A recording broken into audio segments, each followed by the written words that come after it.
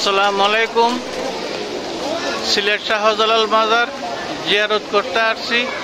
যারা কবিরাজ তান্ত্রিক মোতাব্বির যারা আছেন তারা রুহানি শক্তি বাড়াইতে হলে মাজার জিয়ারত করবেন, মাজার আইসা নামাজ পড়বেন, মাজার বেশি বেশি জিয়ারত করবেন রুহানি শক্তি বাড়াইতে হলে।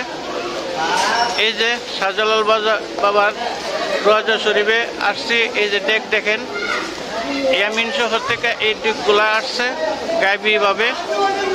দেখেন সব কিছু দেখতে পারবেন।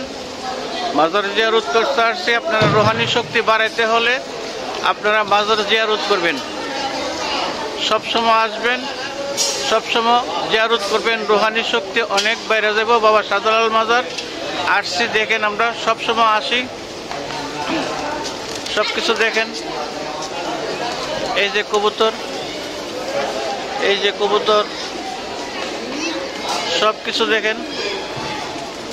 শাহজালাল বাবার মাজার জিয়ারত করতে আসবেন। যে কোনো মাজারও আপনারা জিয়ারত করবেন, সবসময় জিয়ারত করবেন রুহানি শক্তি বাড়াবার জন্য।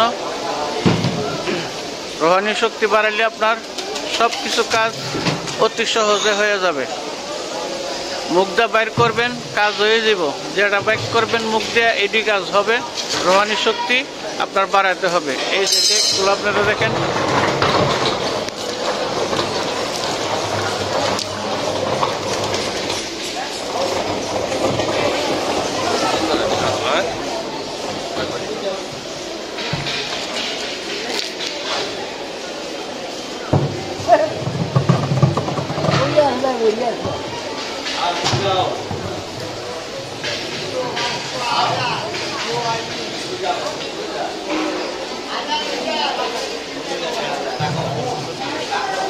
দেখেন ডেকগুলা।